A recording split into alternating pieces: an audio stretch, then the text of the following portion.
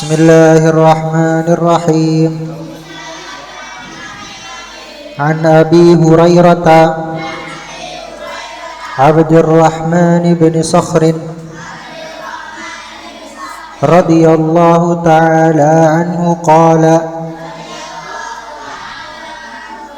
sami'tu Rasulullah sallallahu alaihi wasallam yaqul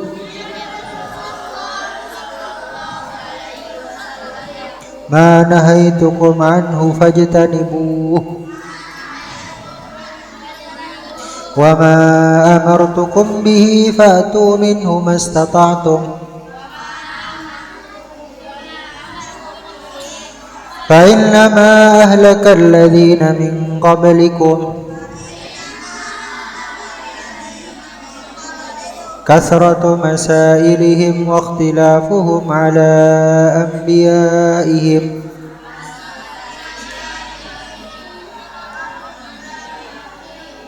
rawahul Bukhari wa Muslim. Dari Abu Hurairah Abdurrahman bin Sakhr radhiyallahu anhu, dia berkata, aku mendengar Rasulullah sallallahu alaihi wasallam bersabda,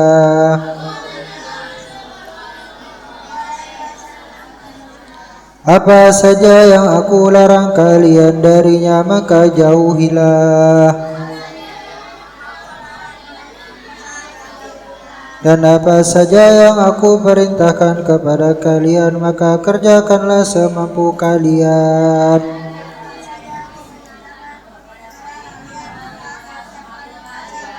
Karena sesungguhnya yang telah membinasakan orang-orang yang sebelum kalian adalah banyaknya pertanyaan dan penyelisihan terhadap para nabi mereka.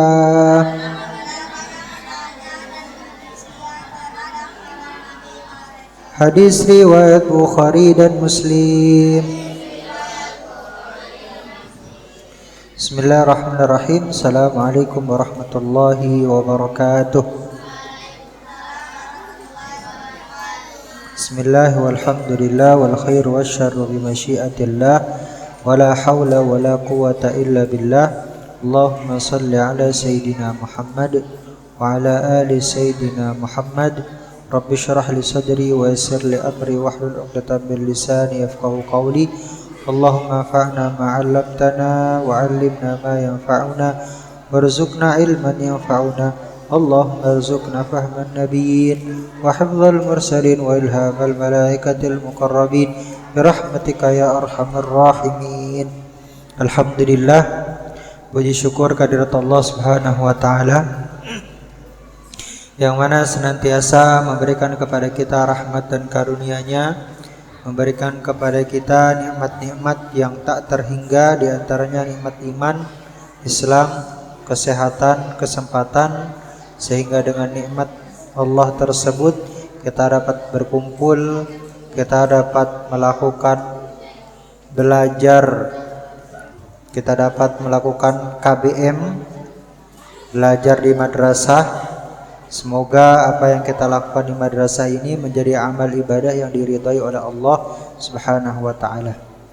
Salawat teriring salam semoga tercurah limpahkan kepada baginda alam Nabi besar Muhammad sallallahu alaihi wasallam, pada keluarganya, para sahabatnya, para pengikutnya, dan mudah-mudahan salawat teriring salam tersebut tercurah limpahkan pula kepada kita umatnya, dan kita berharap semoga kita dijadikan oleh Allah Subhanahu wa taala menjadi orang-orang yang mendapatkan syafaatul uzma di hari kiamat kelak. Amin ya rabbal alamin. Kita lanjutkan penjelasan tentang hadis Nabi sallallahu alaihi wasallam dari kitab Al-Arba'in An-Nawawiyah, di mana kita sudah sampai kepada hadis ke-9 yang intinya memerintahkan kepada kita untuk taat, patuh, dan mengerjakan apa yang Allah dan Rasul-Nya perintah semampu kita, dan menjauhkan diri dari apa yang dilarang oleh Allah Subhanahu wa taala. Karena orang-orang terdahulu dibinasakan oleh Allah Subhanahu wa taala karena banyaknya protes, banyaknya mendebat, dan banyaknya perbedaan antara mereka dengan nabi-nabi mereka. Fa inna ma ahlakal ladzina min qablikum kasratu masailihim wa ikhtilafuhum ala anbiya'ihim. Orang zaman dahulu, umat-umat terdahulu, umat sebelum Nabi Muhammad, banyak yang dibinasakan oleh Allah karena banyak mendebat, banyak berkilah, banyak bertanya dengan pertanyaan yang nirfaidah, yang gak ada manfaatnya, yang tidak substansial, gak penting. Misalnya Pak Wildan ngomong, si Farhan adalah anak yang rajin. Dia selalu datang ke sekolah tepat waktu. Kalau Pak Wildan ngomong seperti itu, pertanyaan yang cocok itu bagaimana? Bagaimana Pak cara si Farhan ini biar selalu tepat waktu datang ke sekolah? Itu pertanyaan yang cocok, pertanyaan yang substansial, yang ada manfaatnya bagi kita, biar kita bisa kayak si Farhan. Kalau umat-umat terdahulu, contoh pertanyaannya begini, emang si Farhan ketika berangkat sekolah sepatunya warnanya apa? Tasnya warnanya apa? Motor bapaknya merek apa? Jadi lagi ngomongin contoh yang baik, datang tepat waktu, tapi pertanyaannya tidak substansial. Orang-orang zaman terdahulu dibinasakan oleh Allah gara-gara seperti itu. Banyak nanya, banyak debat, banyak protes, tapi debatnya, protesnya, pertanyaannya sesuatu yang tidak ada faidahnya, yang tidak substansial.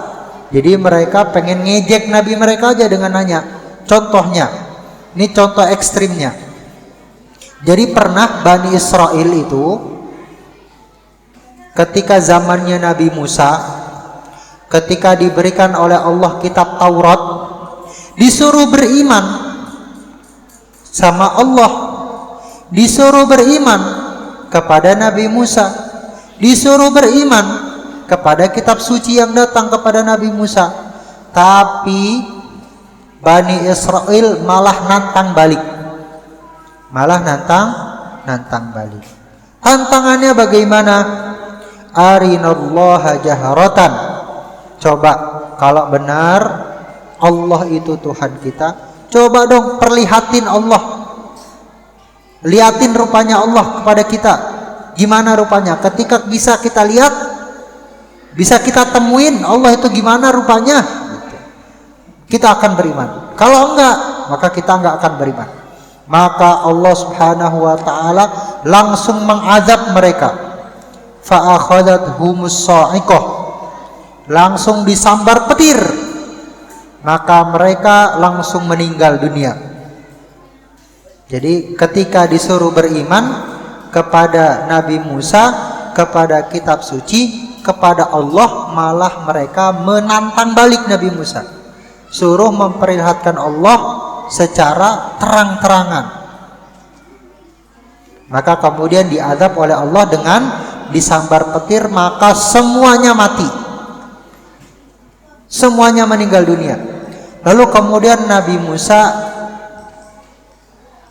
minta ke Allah, ya Allah, Engkau kan utus saya sebagai seorang nabi, seorang rasul untuk Bani Israel agar mereka beriman.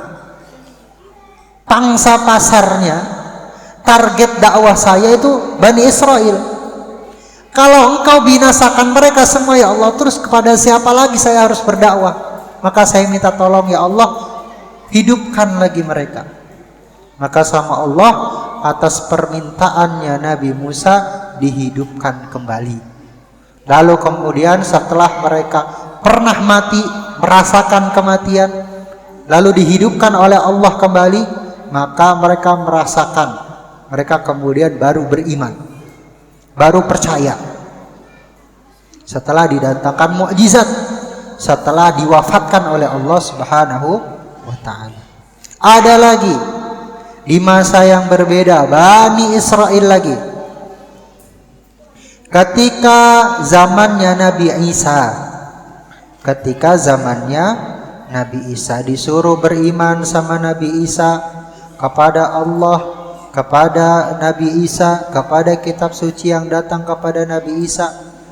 Tapi respon dari mereka bukannya langsung sami'na wa ata'na, kami dengar, kami patuh, kami laksanakan, malah nantang balik,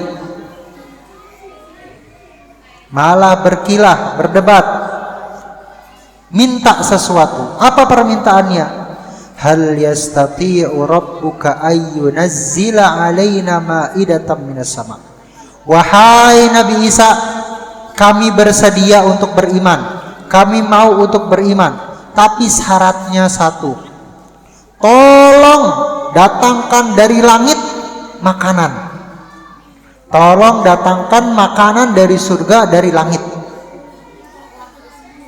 Maka kemudian Nabi Isa bilang, kalau nanti sudah datang kepada kalian makanan dari surga, makanan dari langit, maka kalian tidak boleh tidak taat. Kalian harus beriman, kalian harus taat. Ketika kalian melanggar, maka kalian akan diazab oleh Allah. Setuju? Setuju. Maka kemudian Nabi Isa berdoa, ya Allah, tolong datangkan makanan, hidangan dari langit. Maka sama Allah didatangkan berupa khubzan walahman. Ada roti, ada daging, ada ikan. Kalau di sini ada riwayat mengatakan sab'atu arghifah wa sab'atu ahwat. 7 roti dan 7 ikan.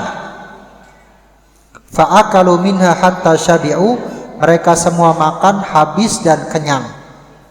Akan tetapi dia yang minta, kemudian dia yang melanggar janjinya. Mereka nggak taat sama Allah, nggak taat sama perintahnya Nabi Isa, berkhianat.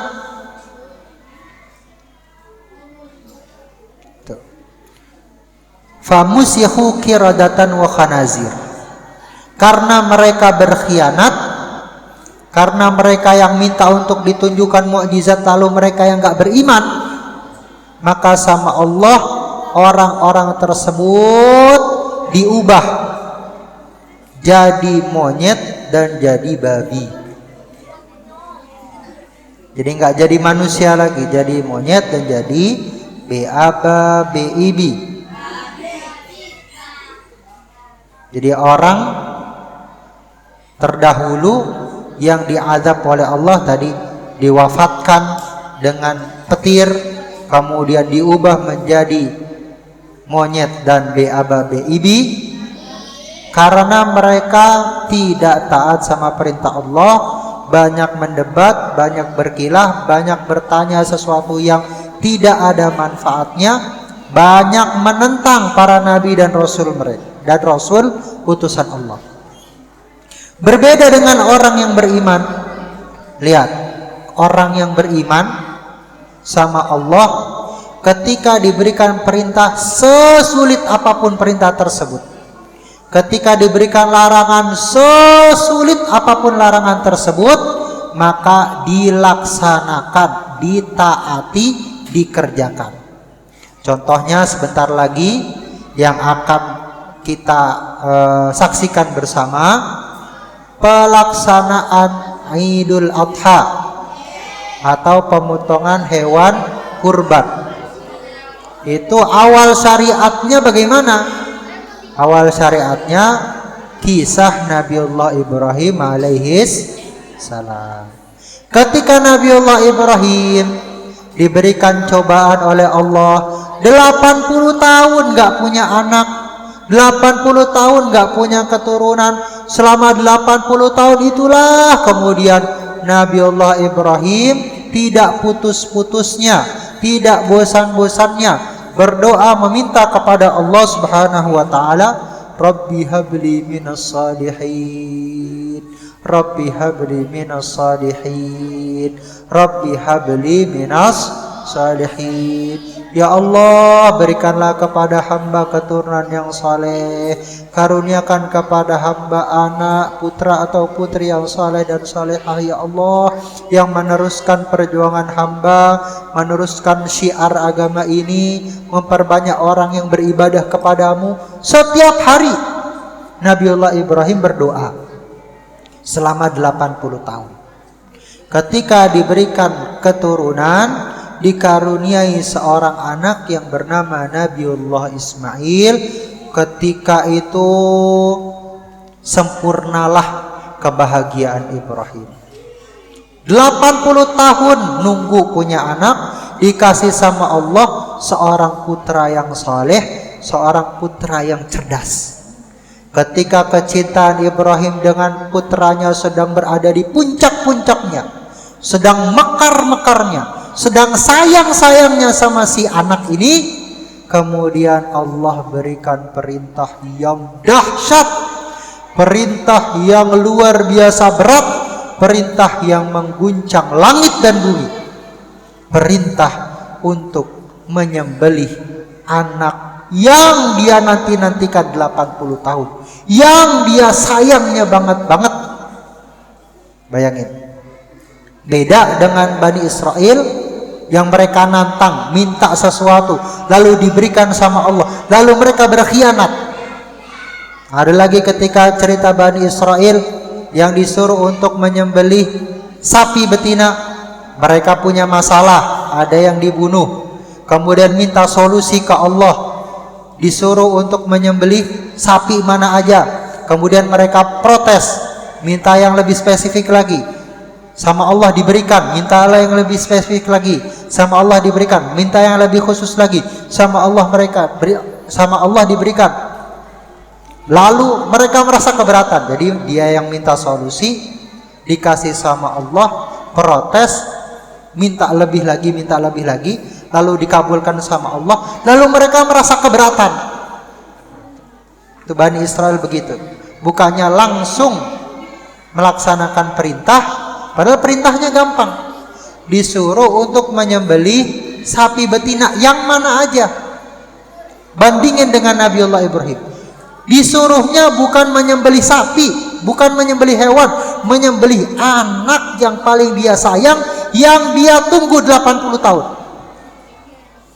Akan tetapi karena keimanan Nabiullah Ibrahim yang berbicara tanpa babi bu bebo, tanpa bertanya kenapa ya Allah, kenapa anak saya ya Allah, tanpa bertanya, tanpa protes, tanpa menyalahkan takdir, langsung dia melaksanakan perintah tersebut.